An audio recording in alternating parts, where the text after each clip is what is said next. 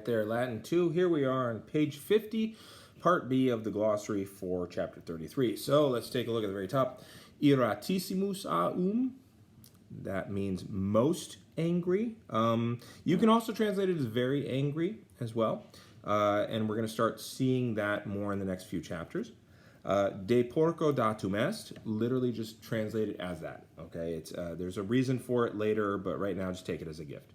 Frustum, frusti. Now be careful. Frustra means in vain. Frusta means scraps.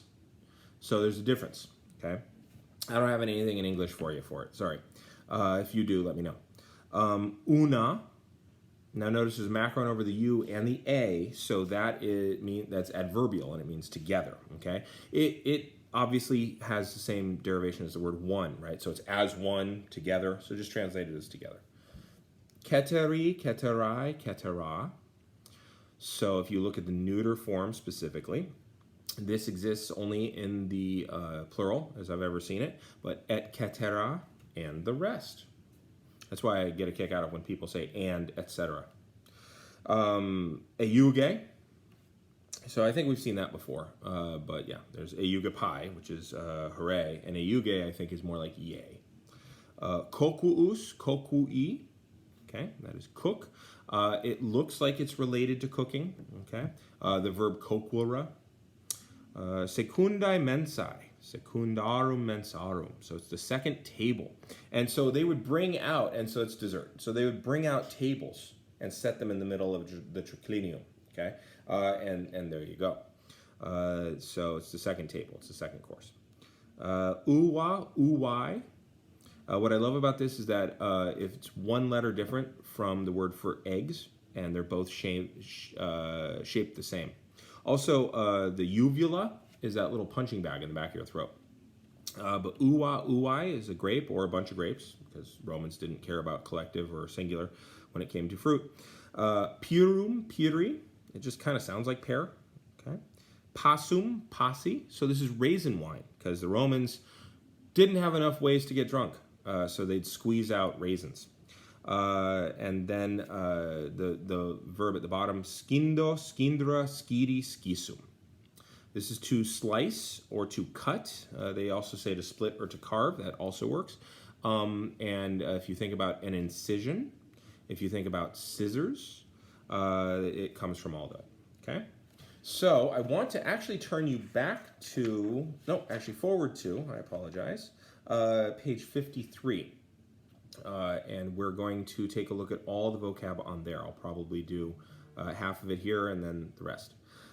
So the first word up there is forte. Now notice no macrons. This is adverbial. This means by chance. This is where we get the word fortunate. Proximus aum means nearby. It's in the vicinity, right? It's approximate. It's near. The next one, luna, lunae. It's the word for moon. I think the word for Monday in Spanish is lunes. The word for Monday in Latin is lunae, the day of the moon. And Monday means moon day. Lunatic, Luna Lovegood. So these all have to do with moon. Tamquam, I like that. So there's quamquam, which is my favorite, although, and then there's tamquam, just as if. Okay. Next word, meridie. So the meridian is the middle of something, and so meridie is the noon, at middle of the day. That's also adverbial. So you got a lot of adverbs type stuff here. Next one, situs aum. So that which has been situated, that which one has been located. So yeah, this is from a verb, but we'll get into it later. This is where you get the word site from. Not eyesight, but like the site of a monument. Inter can mean among, between. Okay. It's not Sid space, so it takes the accusative. Stella, stellae. Now, there's one letter difference between stella and stella. Stella are stars, okay, or is a star, okay? But a stela is a tombstone, okay? So I got no words in English for you. If you come up with some, please give me. Numero, numerare, numeravi, numeratum. Okay, so to count, to enumerate, right? The numerator, right? Vestimentum, vestimenti. The plural would be vestimenta.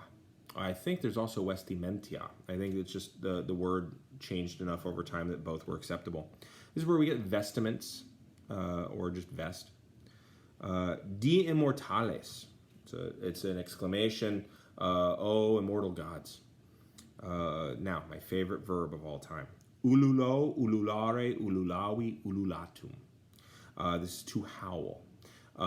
You get the word ululation, which I see pop up every once in a while when it's a movie dealing with tribal people. They ululate. Or in certain Star Wars books, you hear ululations like of the Ewoks and stuff like that. I love it because it's an onomatopoeia. Onomatopoeia is a word that sounds like what it is. So like the word sizzle sounds like sizzling. The word pop sounds like popping. The word ululo sounds like ululo. Sounds like you're howling. Anima, animai. Now this is the soul. The animus is the mind. So above the eyebrows, masculine, below, or above the nose, masculine, below the nose, feminine. Okay, so the anima is your soul, it's your heart, but it's not your actual pum pum pum pum heart. It's the heart of who you are. It's the metaphoric heart. It's where we get the word animate, inanimate, animated, all those words. And then the last word I'll give you today in this video is nasus nasi. And this means nose. And you can kind of see where it means nose, right? That's where we get nasal from, all right? Okay, I'm gonna hit the button.